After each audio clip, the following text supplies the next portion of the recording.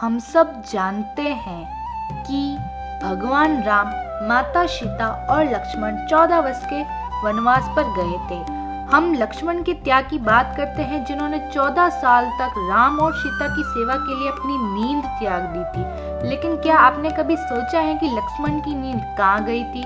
क्या वह त्याग वास्तव में केवल लक्ष्मण का था, या उस त्याग के पीछे एक और अधिक गहरा, अधिक कठिन बलिदान छिपा है?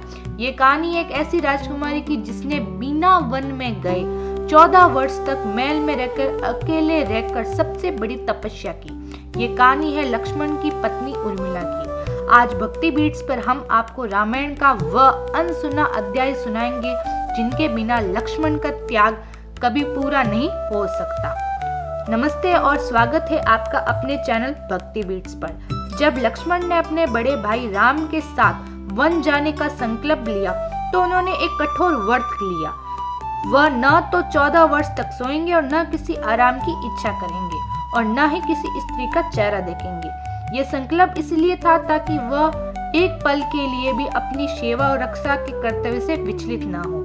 लेकिन शास्त्रों के अनुसार शरीर की नींद अनिवार्य है। लक्ष्मण का संकल्प तब तक पूरा नहीं हो सकता जब तक उसकी नींद को कोई दूसरा धारण न कर ले, और यही रामायण का सबसे महान और अनसुना बलिदान शुरू होता है।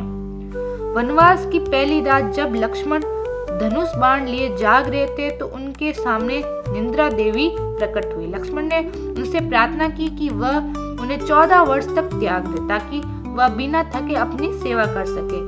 निद्रा देवी ने कहा कि ये प्रकृति नियम के विरुद्ध है, पर एक शर्त है, तुम्हारी जगह कोई दूसरा व्यक्ति तुम्हारी 14 वर्ष की नींद ले ले। लक्ष्मण ने तुरंत कहा, हे देवी, मेरी ओर से मेरी पत्नी उर्मिला के पास जाइए। उर्मिला उस समय अयोध्या के महल में थी। जब निद्रा देवी उनके समस्त प्रकट हुई तो उर्मिला बिना किसी हलचल के अपने पति के हिस्से की 14 वर्ष की गहरी नींद स्वीकार कर ली। उन्होंने कहा, मेरे पति धर्म की सेवा कर रहे हैं और मैं इस नींद को धारण करके उनके धर्म की रक्षा करूंगी। यह त्याग वनवास से भी कठिन था। जंगल में जहां उन्हें राम और सीता का साथ, प्रकृति की सुंदरता और सेवा संतोष था, उर्मिला का त्याग महलों के चारों ओर था जहां हर सुख सुविधा थी, लेकिन उन्हें अकेले 14 साल बिताने थे। उनका हर पल पति की याद और अकेलेपन के दर्द से भरा है। उर्मिला का सोना केवल शारीरिक नींद नहीं है, बल्कि ये अपने सभी सांसारिक सुखों से चेतना को हटाकर एक तरह की योग निद्रा थी। यह तपस्या थी जहाँ उन्होंने अपने मन को पूरी तरह राम लक्ष्मण की सेवा के लिए समर्पित कर दिया। उनकी इस तपस्या की ऊर्जा ही लक्ष्मण को बिना थके 14 वर्ष तक जगाते रहने की शक्ति देती रही।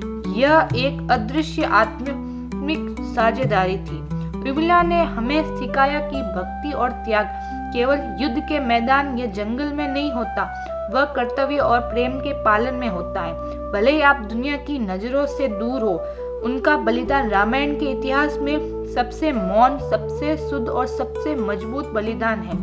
उनका त्याग हमें सिखाता है कि महान कार्य करने वाले के पीछे खड़े होकर उसे शक्ति देना भी उतना ही बड़ा धर्म है जितना वह महान कार्य करना स्वयं होता है। उर्मिला के त्याग के बारे में आपकी क्या राय है? हमें कमेंट्स में जरूर बताएं और इस महान बलिदान की कहानी को सभी तक पहुंचाने के लिए इस वीडियो को लाइक और